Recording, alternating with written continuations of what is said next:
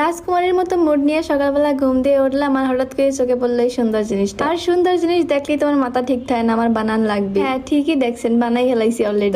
শুরু দিয়েই শুরু করি। তো প্রথমেই লাগবে একদম মোটা জুয়েলারি তার, যেটা মাথার রাউন্ডে যতটুকু লাগে অতটুকু মাপ দিয়ে কাটে নিতে হবে। আর হ্যাঁ, ভিডিও অবশ্যই শেয়ার করে দেখতে হবে, কারণ ভিডিওটা স্পেশাল। এটা মাথায় পড়ার পর আপনার এমনি রাজকুমারীর মতো লাগবে। জায়গা তো এইখানে দুই রকমের পুঁতি লাগবে, একটা একটু বড় আর একটা একদম ছোট। সব থেকে যেটা ইম্পর্টেন্ট সেটা হলো গিয়ে রক সুতা। প্রথমেই হইলো গিয়ে আমরা রাউন্ডটা বানাই নিব, যার লগে এই ছোট ছোট পুঁতি দিয়া চিকন জুয়েলারি তার মধ্যে ভৈরা দশ এরকম পেঁচাই পেঁচাই দিলেই হইবে। ইদানিং দেখতেছি আমি এত কষ্ট করে আপনাগুলোকে ভিডিও বানাই, কিন্তু আপনারা ভিডিও শেয়ার করেন না। এটা কিছু হইলো? যে গত ছোট ছোট পুঁতিগুলো দিয়ে রাউন্ড করার পরে তার উপর দিয়ে যে বড় বড় পুঁতিগুলো আছে সেগুলো আবার রাউন্ড রাউন্ড করে দিলে এরকমের সুন্দর একটা শেপ আইবে। এই যে দেখতে পাইতেছেন, আগে হইলো গিয়ে চিকন পুঁতি দিয়ে রাউন্ড করছি, তার উপর দিয়ে হইলো গিয়ে এই মোটা পুঁতি দিয়ে রাউন্ড করলে এরকম একটা ডিজাইন চলে আইবে। ভাই রে ভাই, আমার তো পুরাই মাথা ঘুরতে আছে এটা বানাইতে বানাইতে। যদিও বেশি সময়ের কাম না, 1 ঘন্টার মধ্যেই বানাই ফেলাইতে পারবেন। কিন্তু যদি এটা কিনতে